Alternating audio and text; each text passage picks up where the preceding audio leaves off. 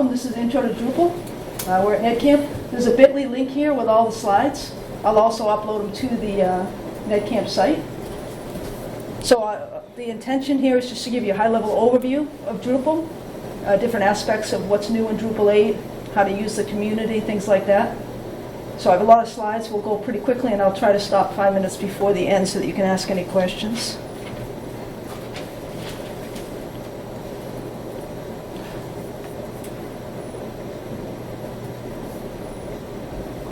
All right, so who am I? I'm Leslie. I'm a contractor at Redfin Solutions. I'm really a freelancer. I've been doing that since 2011.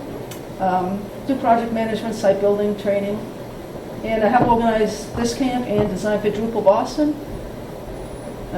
They asked me to put that Winborn Award up there. And I am on the Drupal Association now. I was elected as a community member this year, so that's pretty cool. All right, this is just a quick quote I got from Drupal.org. Drupal is a free and open source content management framework, and you can build small applications up to elaborate API decoupled applications. All right, this is the first thing I learned about Drupal. The community is one of the best parts of Drupal. Everybody that's around here today, networking with the community is the best way to learn Drupal. Okay, so that's the saying, come for the code, but stay for the community. I have so many friends in the Drupal community. I knew nobody in 2011 when I went to my first camp like this. Went to an Intro to Drupal session, met people there, who I'm still friends with today. So it's good.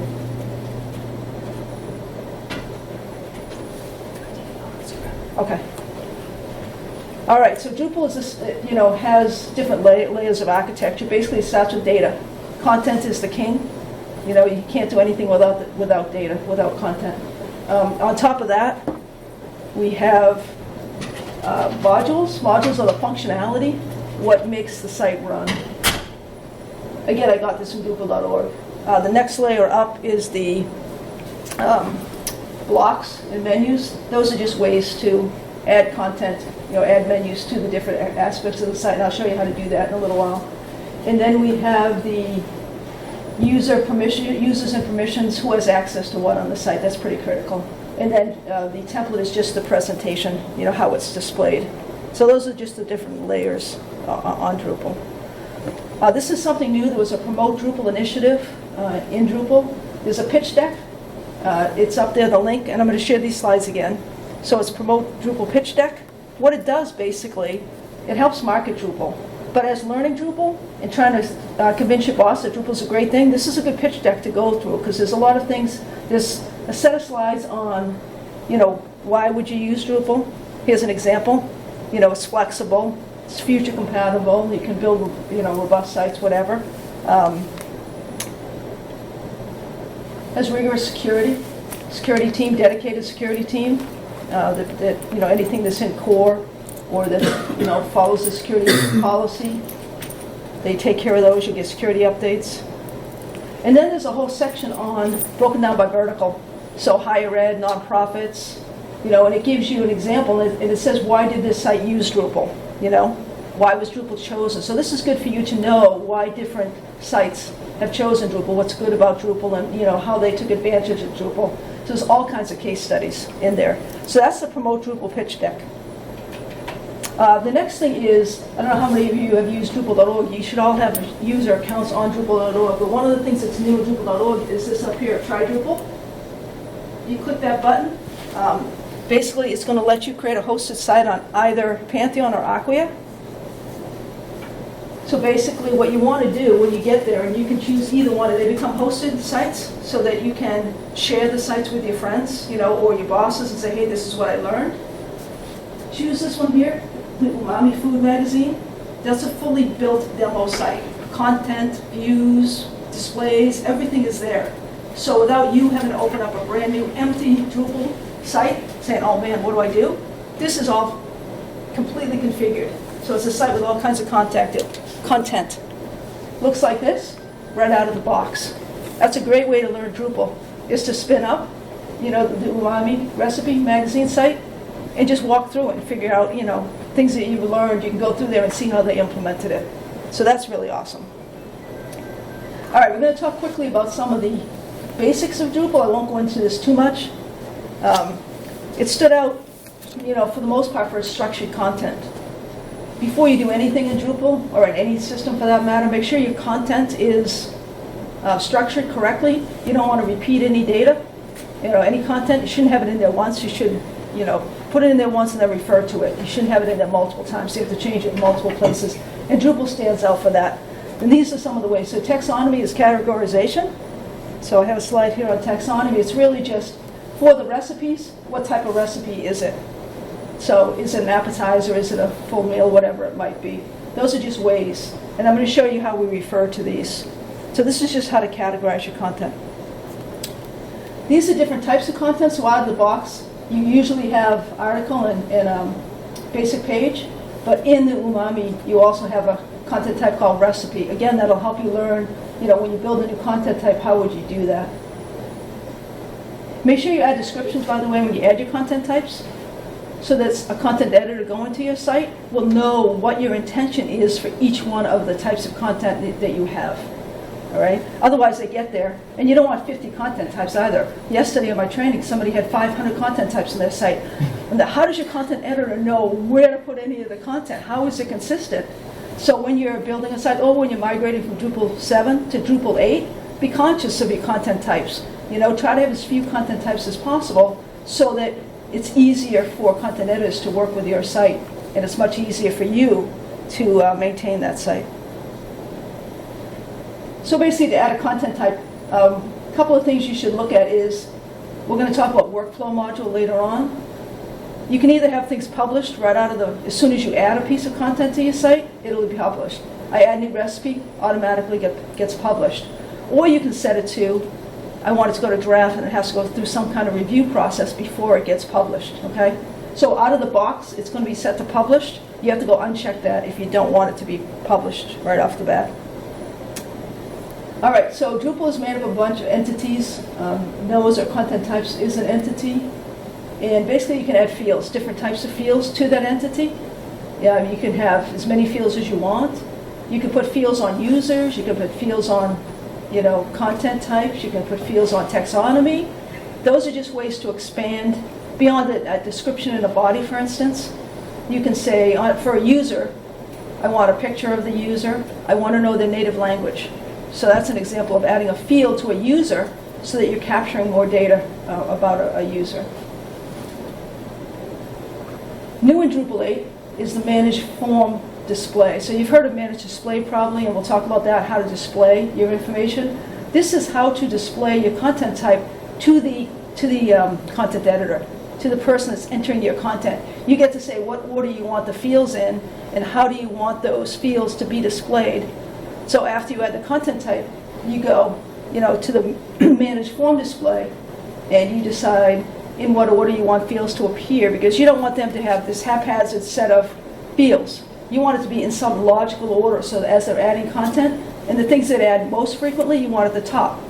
Maybe the optional fields that they don't want to add, that won't add as frequently, you put those at the bottom of the add content. Does that make sense? Okay, yep. Previously, when you made a Drupal form, did you have the flexibility to go back and edit the order of these things, or was it kind of set in stone? It was set in stone for the content editor adding, or the admin adding content. So this is a new in Drupal 8. Cool.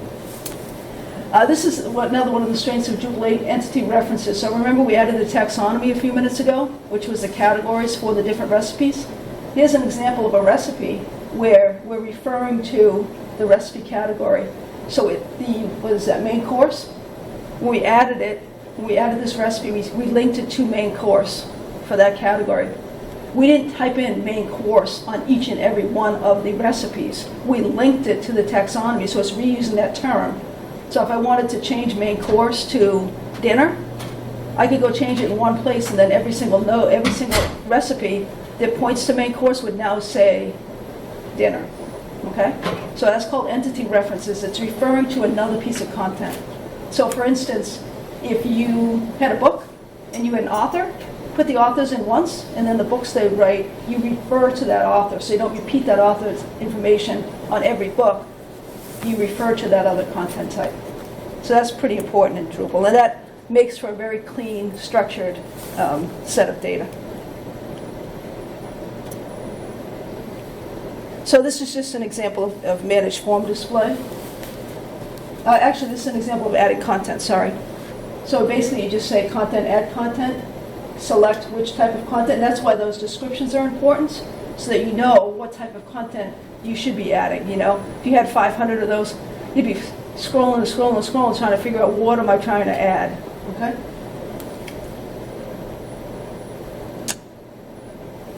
All right, now we have our content. It's all clean. How do we display it?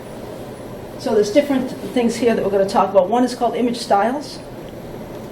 And Adam in the back is an expert at media and images. He's having a session after this. But this is just high level. These two different views of the same recipe. The one on the left, the image is a lot smaller than the one on the right. So basically, you get to create image styles or use the out-of-the-box image styles to decide, and this is just some examples, that's not the full list, but do I want a medium, do I want a small? And you can create your own. You can say scale it to this %, crop it here, so you can create your own image styles for, if you have a specific display that has a specific requirement, you can, create your own image style to do that. All right, view modes. When Nate was in here earlier saying I taught him view modes many, many years ago in a training, this is what a view mode is. So this is basically how do I want to look at that content in different areas of the site. So the one on the left, it might be the full recipe display. And there's 8 or 9 fields there set in a certain order to be displayed. Fields being pieces of information about that content type recipe. On the right, you'll see it's more of a teaser view where it just has the title, the difficulty, and the image. And the image obviously uses a different image style because it's smaller. So, the same recipe can be displayed using display modes in multiple ways across the site. Okay? And you can add the view modes as needed. There's some examples there. There's like card view modes and, teasers and full. But you can create your own view modes as you need them. All right. Has anybody heard of database, SQL query, trying to pull your data out of the database? All right, so Drupal has this great easy UI called Views that allows you to pull content from the database and display it. And you use the display mode. So as you can see, this view, I use that teaser display mode because it only has those 3 fields. If I click View More here, it would go to the full recipe view, and that would use the full content view mode. So same information displayed multiple ways across the site. So this is an example of building a view. Don't worry too much about this. It's a little technical, but basically you just say, I want to display content down here, content type recipe, published recipes only. I want to show the content, but I want to use that card display mode. So you basically say this view is going to display this information in this sorted order, but I'm going to use a card display mode. I could use the teaser one that I've shown earlier. So that's pretty easy.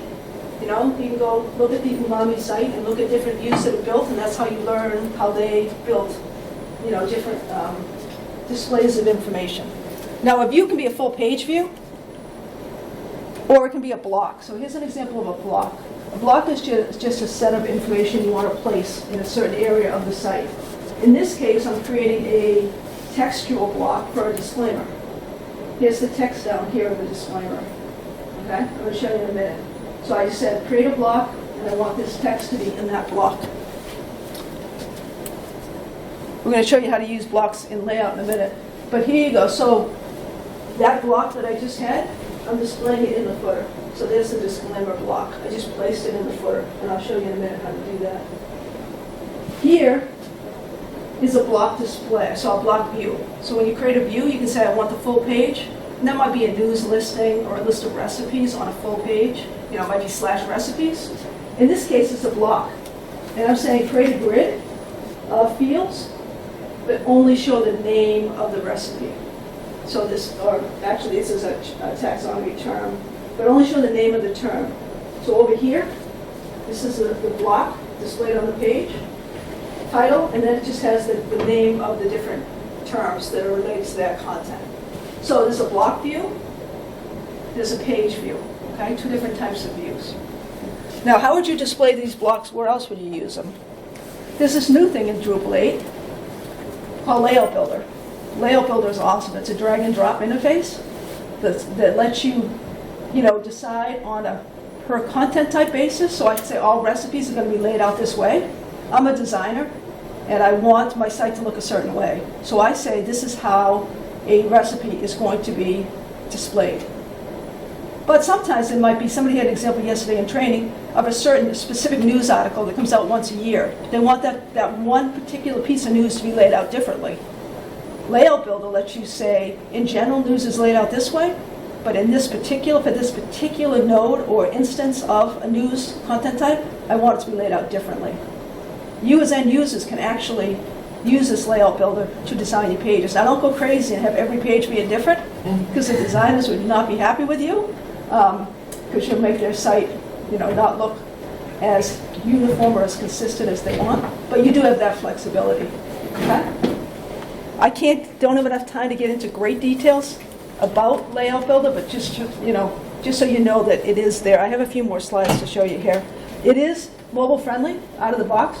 It's accessible out of the box, which is huge. So this is just saying, basically what you do is when you create a content type, there's a little checkbox down here. It says use Layout Builder. And then you can decide whether you want to allow each instance of that content type to be allowed to be made differently. Wouldn't recommend doing that a lot, or as I said, you'll have a not well-designed site. So after you do that, all you do is click Manage Layout. Now this is going to allow us to create the layout of the site.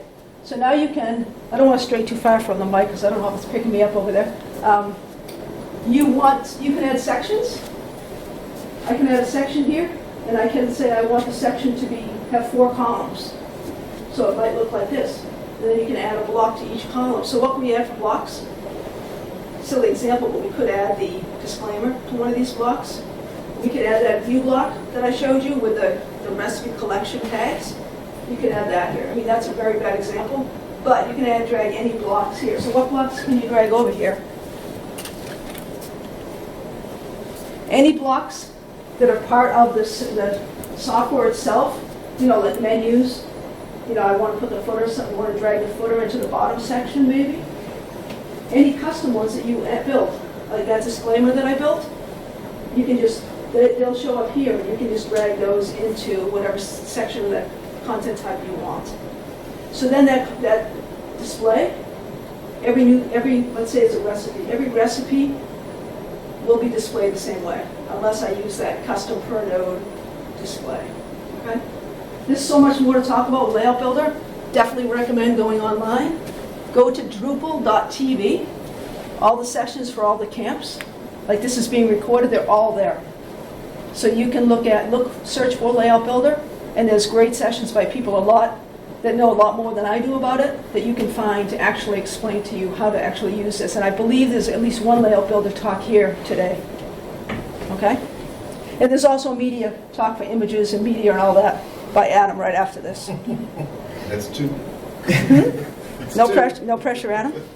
Thanks, Leslie. And you can also preview the layout as you go. So as you're building, you're adding your sections and blocks, it gives you right there, this is how your page is going, or how your content type is going to be laid out. All right, this section I'm going to go through pretty rapidly. This is, another thing that sets Drupal apart is the ability to create all different types of user roles, user permissions. You can add menus, etc. So let's walk through that. So user roles, basically on the left, you can see this out of the box. There's a anonymous user, which means they don't log into the site. What permissions do they have? Maybe just look at published content. There's an authenticated user that logs in.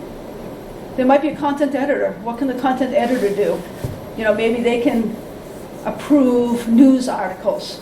Add news articles. Maybe a manager role could approve news articles. So this can be as specific as you want it to be. Again, don't create 50 roles, because you're just going to get yourself in a world of hurt trying to figure out what each role does. So create a minimum number of roles, but have enough roles that you can make sure your team of people that are maintaining the site can get to just what you need them to get to. Go ahead. Can users have multiple roles? The question is, can user have multiple roles? Yes, the user can have multiple roles, right? So I can be an admin, I can also be a content editor. So yes, and then it'll inherit the permissions of both. So if you had like a bunch of users that needed a new permission, you could just add a different role to them instead of modifying the role they're in. Absolutely.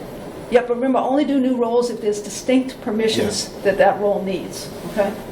And then when you go to the permissions, what it will do is, if you go to the permissions tab itself, it will show you the permissions, and then it will show you all the different roles.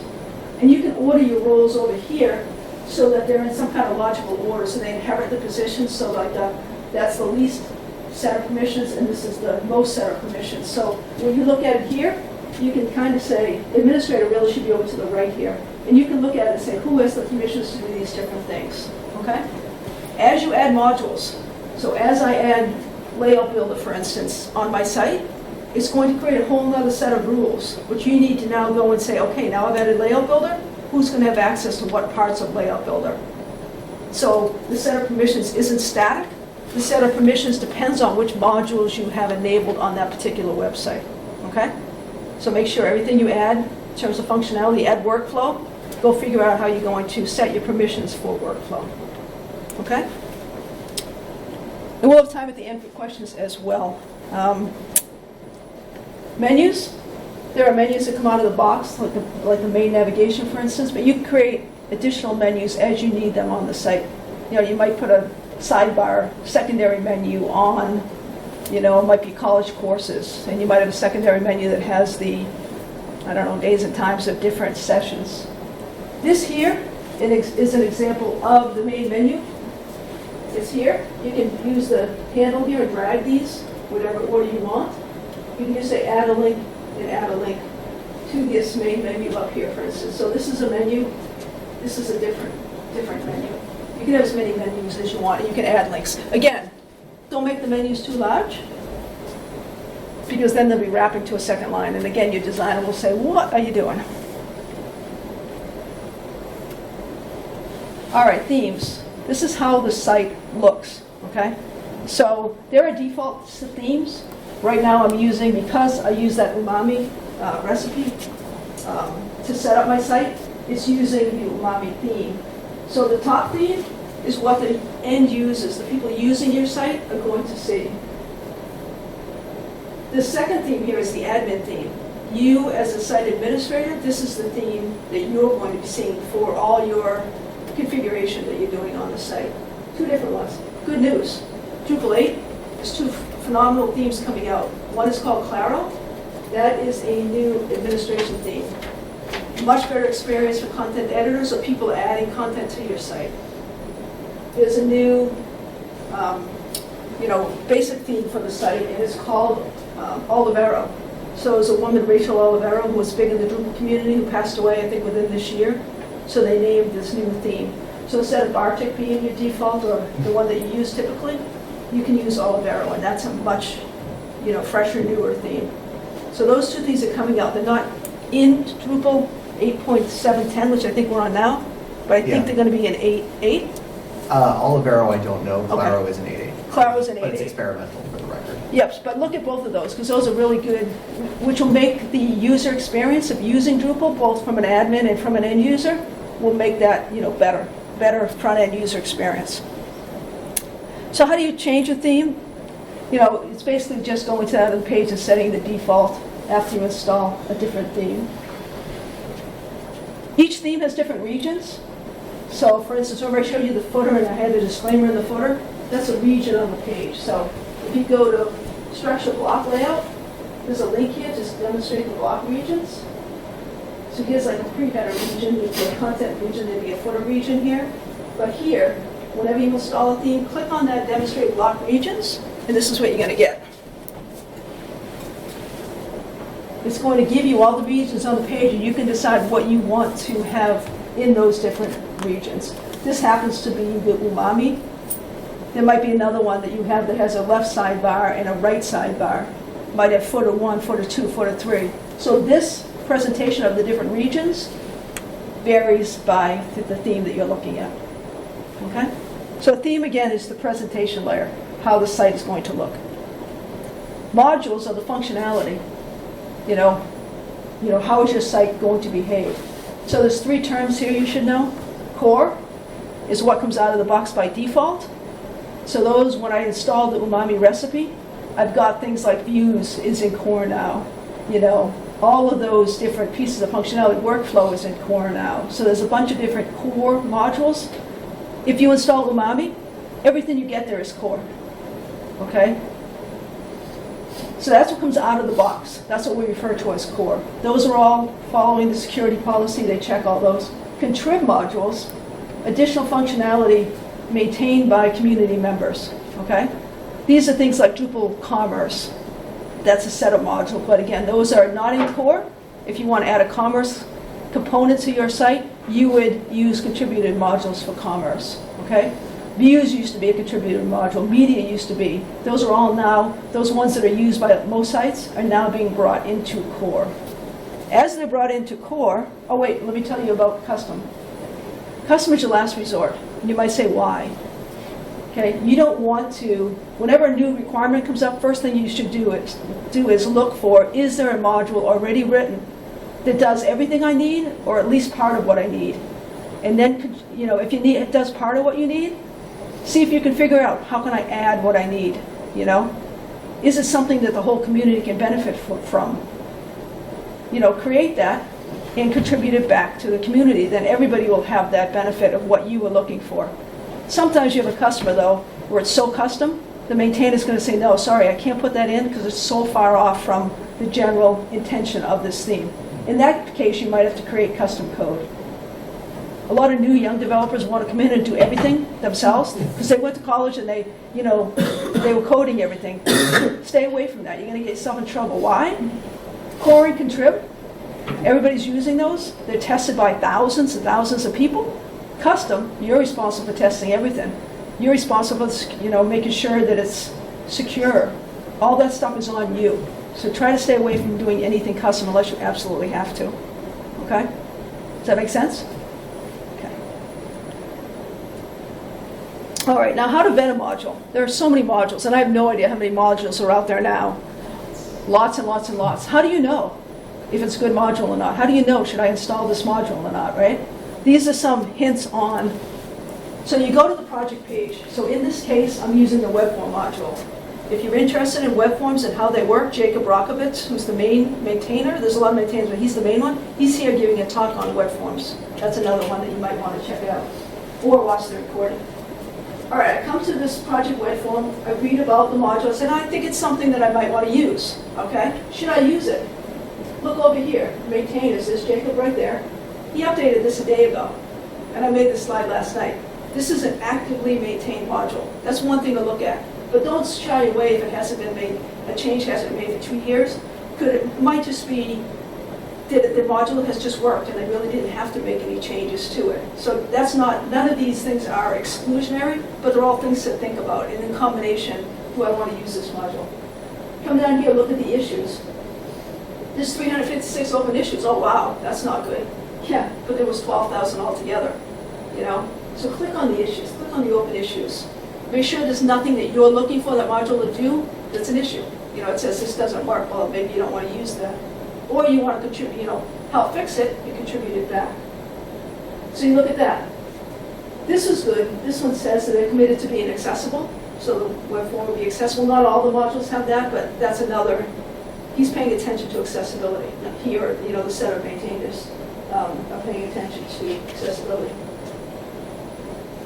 Over here, right up here, this is one of the key ones I look at. How many sites are using this module?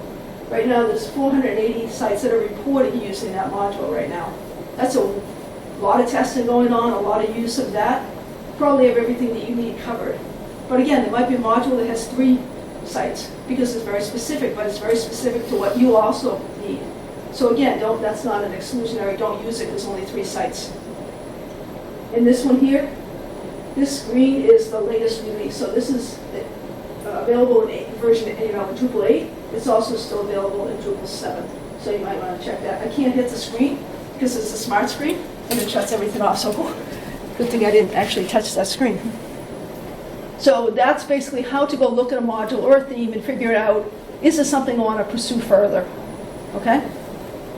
Hopefully that's helpful, because that's a big thing for people. You know, there's so many modules, how do I decide which one to use? All right, so this is, this talks about experimental modules real quick, because you might come across that term and say, what's an experimental module? So when you look at go to the link that says extend, it shows you all the modules in use in your site. I didn't expand core, but there'll be a bunch of core modules. Then this section called core experimental, and you say, what's that? Those are things that are close to being ready for core. They want tested by the community, so they put them into core, but they label them as experimental. Be careful with these. There might be something up. Test it, report any issues back to the maintainers of those. And eventually those will cycle and actually be in, one of the next versions of Drupal, as long as they don't, have some major issue. So that's what that section is. A lot of people have that question. All right, so there's some important reports. So again, this is from the main navigation. One of the main reports is the status report. If you inherit a site, you say, man, what version of Drupal is this on? Click the status report and you'll see right over here, it tells you what Drupal version. So this is version 8.7.10, which is the most recent version. Also gives you any warnings and errors. If you have a security issue with your site, one of the modules has a security update that you haven't applied, it'll tell you right there. Okay? So this is there's a lot of good reports. If you're migrating a site from Drupal 7 to 8, for instance, top page not found errors, which pages did I have in Drupal 7 that I don't have on my Drupal 8 site that I need to create redirects for? Because people are going there, and that report shows you by the number of times people go to those pages, but you can look at that and say, 100,000 people are going to this old link. Man, I better set a redirect up for that. I gotta handle that. So there's all good reports there. I can't go through all of them, but definitely go and look at those. The status one is the most important. All right, so what's coming up in Drupal 8? These are some additional features. Workflow. You want to set up, you add content, you want to set it up to be checked by somebody before it gets published. So that's what workflow is. I'm going to show you a couple screens. I can't get into detail on any of these. Media library is in 8.7. I'll show you that real quick. Migration, that's a huge topic for going from Drupal 6 to Drupal 8 or Drupal 7 to Drupal 8. How are you going to migrate your content? So there are some migration modules that are in core. Multilingual. Do you need to have your site available in multiple languages? Configuration management. How many people have created a site on the development side? You set all these flags, did all this configuration, added all these content types, all these fields. You now want to put that content type on the staging site. What do you have to do in Drupal 7? Do it all by hand again, unless you're using configuration management. In the old days, you had to, write everything down, all the changes you made, go to make the same changes on stage, make the same changes on production. Now we have this thing called configuration management where you can export your changes and import them into the next site. It doesn't work perfectly, they're still working on some of the aspects of it, but it certainly saves a ton of time and it makes your sites consistent. So you didn't do something at development you forgot about, and now it's missing on stage. The stage isn't working right. You're there. Why isn't it working right? So configuration management is good. And then the JSON API is a way for you to create decouple sites. It basically exposes all your content so that you can then use that. So if you have a React front end, for instance, you might want to bring in that information into the Drupal database. Or you might want to send information out from the Drupal database. We'll talk about those. Up and coming, down below. The top one is really important. A lot of people are really excited about that. That's the ability to drag and drop embed media into the WYSIWYG, and Adam can talk later at his session maybe about that, I'm not sure. But anyway, that people are looking forward to that, dragging media into WYSIWYG is just the text, set of text that you can, format, use HTML, whatever, and you can easily drag in, and it will be accessible within the WYSIWYG block of content. Automatic updates. So it would be media from all different types, like Instagram, you can do media from YouTube. Yeah, it can be audio files, video files, it can be, and I'll go through those real quick in a minute. It's not all drag and drop necessarily, but it does work with basically everything. Yep. Yep, thank you, Adam. Automatic updates. Right now, if there's an update to a module or a security update, you're responsible for that. You have to drop everything and say, okay, there's a security update, I have 10 sites I need to update. They're working on automatic updates, and I think it's in beta. I think updating core might be in beta now. But you'll be able to sign up for your site to automatically be updated. That is really cool. That's really, that'll be really good when that launches. Composer in core, that's technical, I won't get into that, but that's something that's coming. Composer is the recommended way to install Drupal sites because it installs all your modules plus all the libraries, all the dependencies. When you update something, it updates all the dependencies. And workspaces, that's just a way for you to look at different versions of your site at the same time before actually launching them. Those are all up and coming. All right, so this is workflow. I'm not going to do a lot of it, but basically what I'm saying is I'm creating an editorial workflow. It's going to have these states: draft, published, and archived. And I can add another review state in here if I wanted to. And basically you can run a little report and say, show me everything in draft, so that your team knows how many things they need to review. And you can have different workflows for different content types. It can be specific to a content type, or, as I have there, goes across content types. Here's the media library. The media library is the ability to add images, videos, audio files, all these things here. Videos, remote videos, images, document files, PDFs, whatever, audio. You can add it right to a library.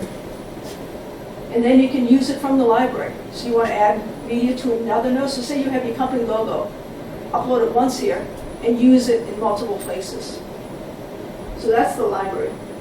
And you can, like I said, all different types of files there. And those are the things that you can then put into the WYSIWYG, the types of media. This is migration. Again, I'm not going to tell you a lot, but the thing you've got to think about when you're doing migrating means taking content from one site, Drupal 7, bringing it over to Drupal 8. So what do you want to do with that content? There's three things you should think about. What's the source? Is it a Drupal site? Is it an Excel file, whatever, CSV?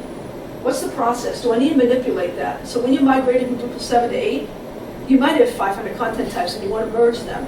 So you might say, or you might have different fields. You might have two different fields that you need to really put into one field, or not migrate a field, or take a field and change the date format. That's what these process things are. How do you process the information coming in before you send it out to the destination? Again, it's just migrating information from Drupal 7 site to a Drupal 8 site, or to any sites. Okay?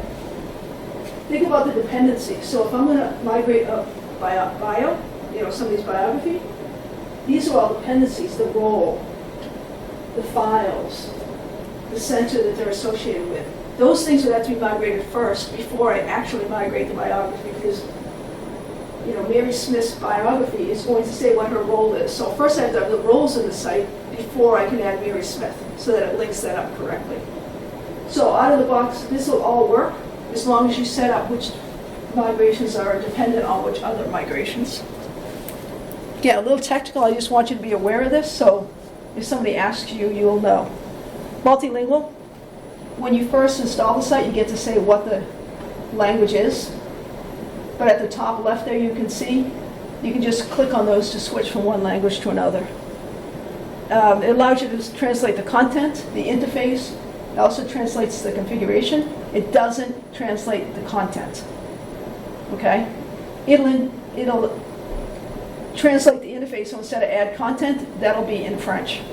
I don't know the French for add content, but that would be in French. But the actual content, the actual news article, you need to translate that. There are translation services, or if there's not a lot of nodes, you do that manually.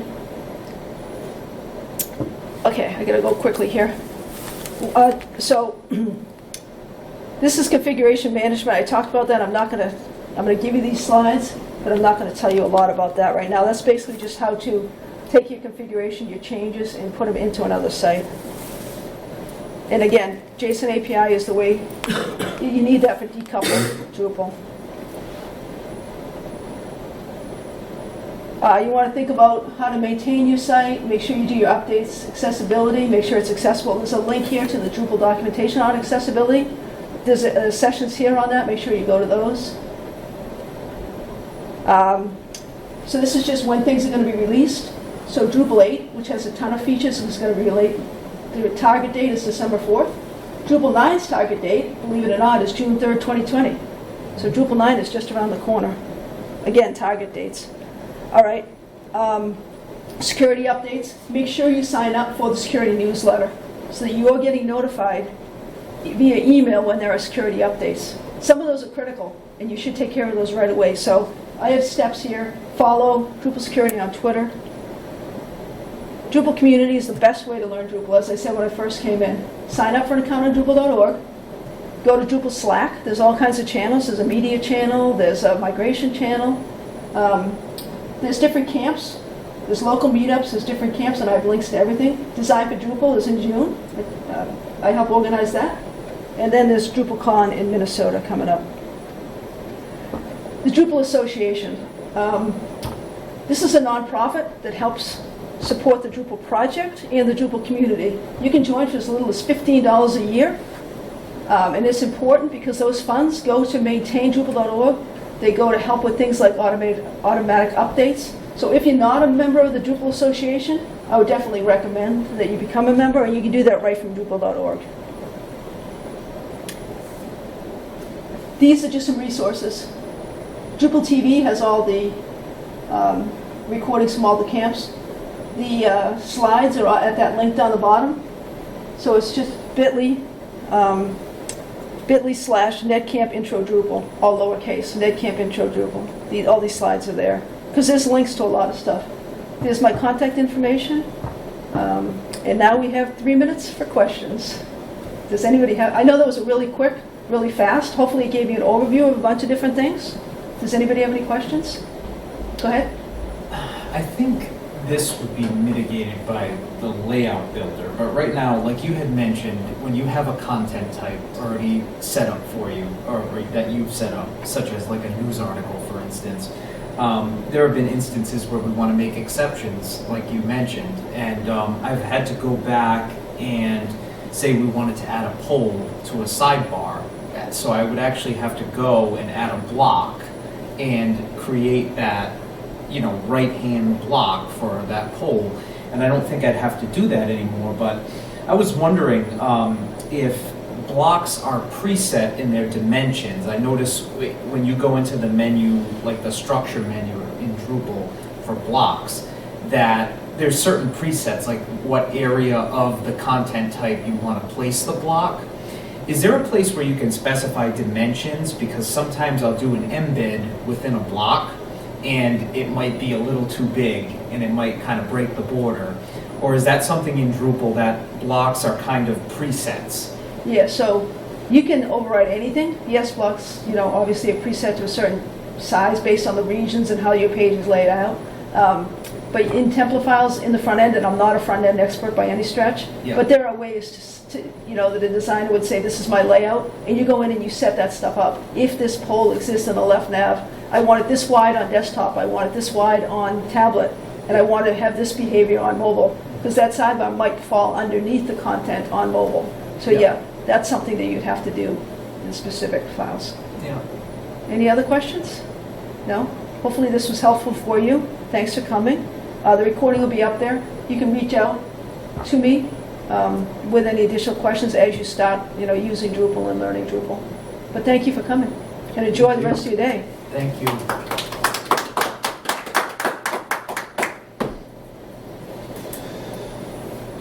And if you have any questions on which sessions to go to, I can help you with that as well. If you say, hey, I'm interested in this, what sessions might be helpful, I can help you. Thanks.